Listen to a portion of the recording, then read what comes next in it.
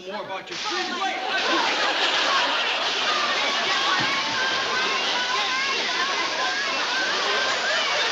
The Gabor sisters, Magda, Zsa Zsa and Eva, were once the epitome of fame, constantly in the spotlight and making headlines for their glamorous lives and numerous marriages. Often compared to today's famous families like the Kardashians and Hiltons, the Gabor sisters' impact on pop culture is undeniable. Whether they were acting, running successful businesses, or simply captivating the public with their larger-than-life personalities, they were famous for being famous. From elite fashion circles to high-profile interviews, the Gabor sisters captivated the world with their charisma and determination. Join us as we explore the fascinating journey of these Hungarian-American icons and their relentless pursuit of fame.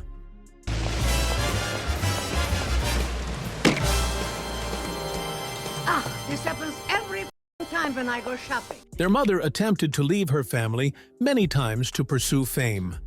Jolie Gabor was probably as famous as her daughters.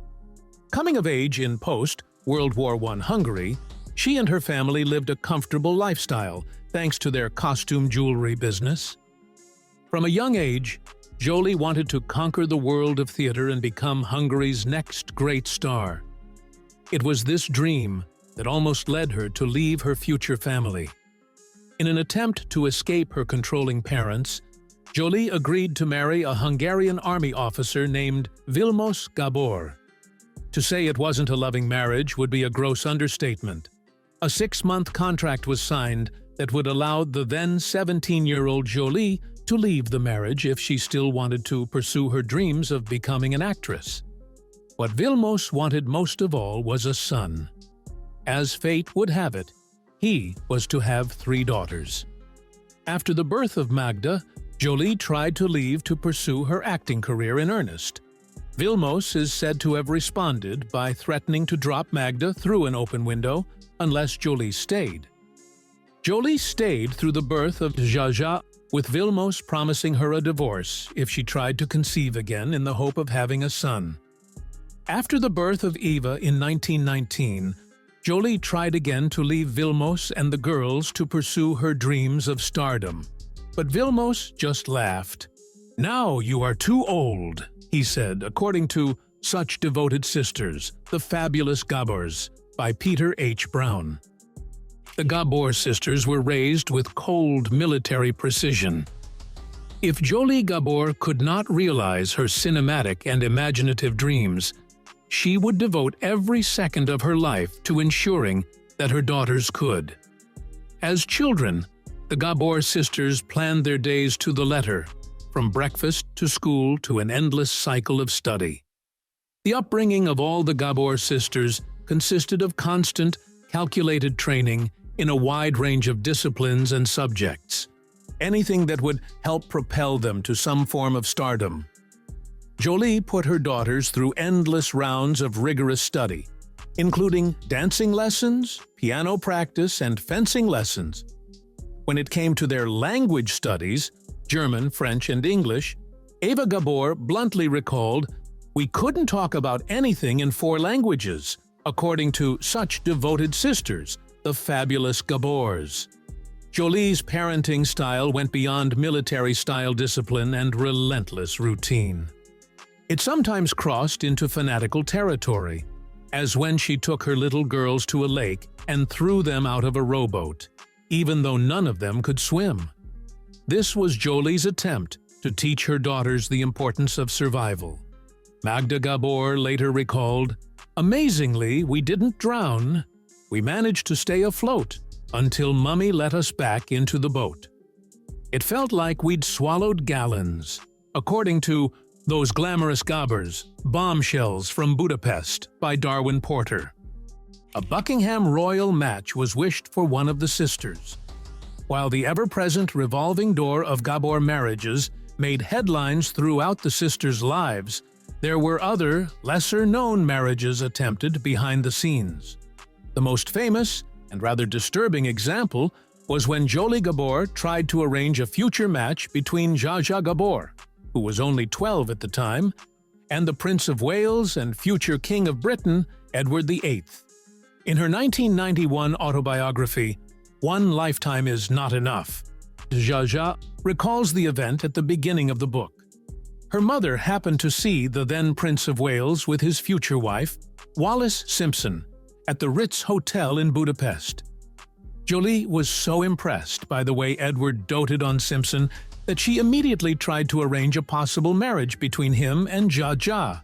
Dazzled by this display of princely devotion, my mother promptly wrote to Buckingham Palace, informing the prince that on his return from Hungary he should consider marrying their little daughter, Zsa Zsa, as soon as she came of age.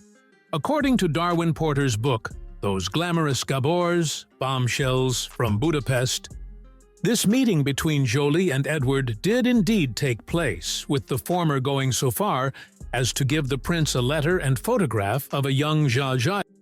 I told him that you were getting more beautiful every day and that in a few years you would be one of Europe's most dazzling beauties, fit to sit on his throne as Queen of England when he becomes king. A single trip to Vienna changed Zsa Zsa Gabor's life. To say that Zsa Zsa Gabor lived a fascinating life would be the understatement of the century. Interestingly, for all that the world-famous socialite achieved throughout her life, her first visit to Vienna, Austria, would forever remain one of her fondest memories, with Zsa Zsa recalling in her memoirs that the trip was a journey that changed the course of my entire life. When Zsa Zsa Gabor was 15, she lost the Miss Hungary beauty pageant. Although she initially won the competition, she was later disqualified after it was discovered that she was too young. The loss devastated her, but it also infuriated her parents, especially her mother, who made no attempt to hide the fact that she was living vicariously through her middle daughter. The loss was so devastating to Jolie Gabor that she is said to have punched the pageant director after he disqualified Zsa Zsa. The Gabor matriarch refused to let the defeat stop her daughter's rise to stardom. She signed Zsa Zsa up for another local talent competition, which eventually took her to Vienna. Upon arrival, Zsa Zsa fell in love with the city, declaring, "I should have been born a Viennese," via Those Glamorous Gabors, Bombshells from Budapest. The trip consisted of endless mini-adventures, from a shopping spree with acclaimed chanteuse Greta Keller, to attending an Austrian operetta, to the chance to meet Hedy Lamarr. Zsa Zsa would never forget Vienna or her meeting with Lamarr.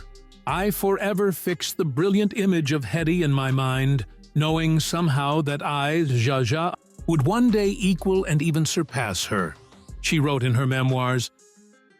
Magda Gabor worked alongside the Hungarian resistance in World War II. Magda Gabor was perhaps the least known of the three sisters, but that doesn't mean her life was any less interesting. In fact, because of her actions during the Second World War, it could be argued that Magda was the most fascinating Gabor of all. In 1941, while married to a Polish count, Magda began an affair with the Portuguese ambassador to Hungary, Carlos de Sampaio Garrido, who was in his 60s and decades older than her, and who would lead her into the world of espionage. With her new lover, Magda worked to break Nazi codes. According to Peter Brown's biography of the sisters, Magda memorized the ciphers used by the Portuguese cryptographers to communicate with the few freedom fighters left in Europe at the time. Magda's work didn't stop there. She also worked with the Hungarian resistance, smuggling civilian clothes to soldiers trying to escape the wrath of the Nazis. Magda Gabor's work during the war was certainly a personal one, especially as her family were of Jewish descent, and both her parents were still in Hungary during the war. In 1944, in a rapid turn of events, Garrido discovered that the Germans intended to intern Magda. With the help of the ambassador, Magda and her family managed to escape the Gestapo by the skin of their teeth. A single screen test halted Eva Gabor's early acting career. Eva Gabor is often considered to have had the best acting career of the three sisters, largely due to the powerful legacy of Green Acres, and her memorable voice work in Disney's The Rescuers. However, according to Eva and some other accounts, she might have had a chance at even greater stardom had it not been for a screen test. By 1939, with limited English, Eva Gabor was living in Hollywood during the golden age of the industry. She finally got a great chance to audition and test for a role in My Life with Caroline, a film directed by Louis Milestone, the man behind 1930's All Quiet on the Western Front, and starring Ronald Colman. Eva impressed with her beauty and tearful audition. She was full of confidence and absolute joy. However, when Paramount executives and Colman watched the test footage, they were taken aback by how young she looked. While they had no problem with her performance, they could not overlook how youthful she looked on screen. The loss of such a close opportunity haunted her for over a decade. "If I hadn't been photographed too young, I would have been a big star. They had already written the contract," she later recalled, according to such devoted sisters. Those fabulous Gabors. Zsa Zsa Gabor popped up in some unexpected roles. It doesn't get much more iconic than Adam West's 60s Batman series. Fans may cringe at its campiness now, but there was a time when those BAMs and POWs ruled television. So when the show's ratings dropped in 1968 and it aired its final episode in March, who was West paired with to send it off? Surely it had to be Cesar Romero's Joker or Burgess Meredith's Penguin. No, it was Zsa Zsa Gabor's Minerva. In the final Batman episode, Zsa Zsa played a thief who preys on Gotham's millionaires.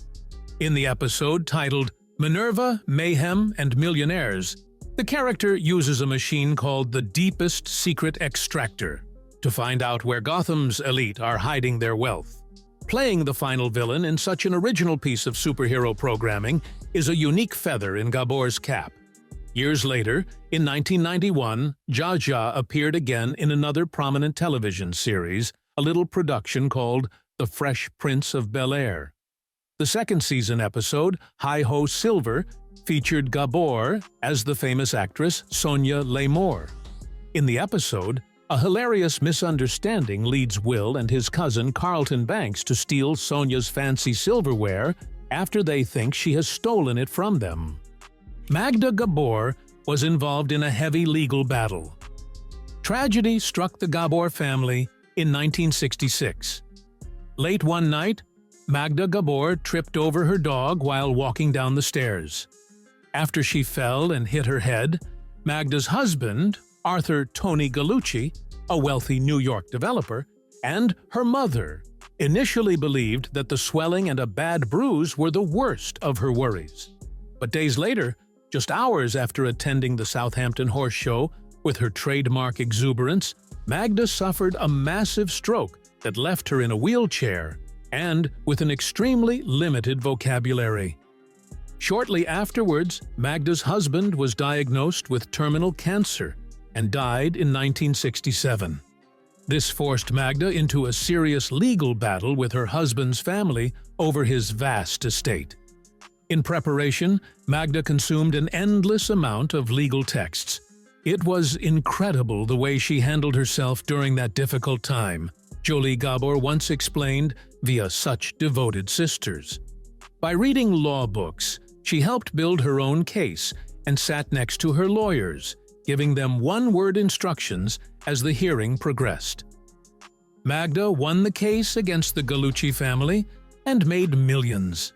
She then moved to Palm Springs.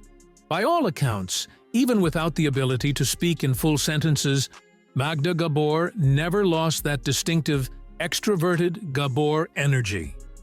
According to Darwin Porter's biography, she became a well-known socialite in Palm Springs and a supporter of the local arts scene. Eva Gabor created a wig empire. While Eva Gabor was certainly the most accomplished actress of the three sisters, she was also perhaps the most entrepreneurial. The youngest Gabor managed to create her own wig company, Eva Gabor International. This venture consumed much of her time and energy, and helped to change the wig industry as a whole. According to Eva, before her business, wigs were ugly and impractical. "I had done a lot of films and plays with costumes and wigs, and they used to be hideous," she said in a 1988 interview with the Los Angeles Times. "They used to weigh tons." The company, founded in 1969, was a huge success. Gabor once claimed to Merv Griffin on his talk show that selling her lightweight wigs for around $25 each brought in at least $500,000 a year, according to Darwin Porter's biography. It wasn't just the family ego talking either.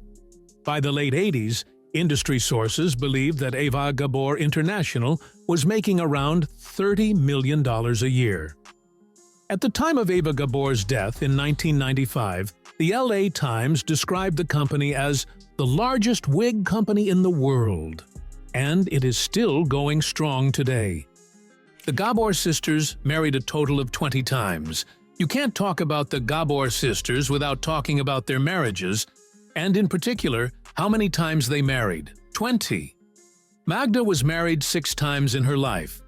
Meanwhile, Zsa Zsa married 9 times, her most famous marriages being to hotel mogul Conrad Hilton and Frederick Prince von Anhalt, a famous German-American socialite.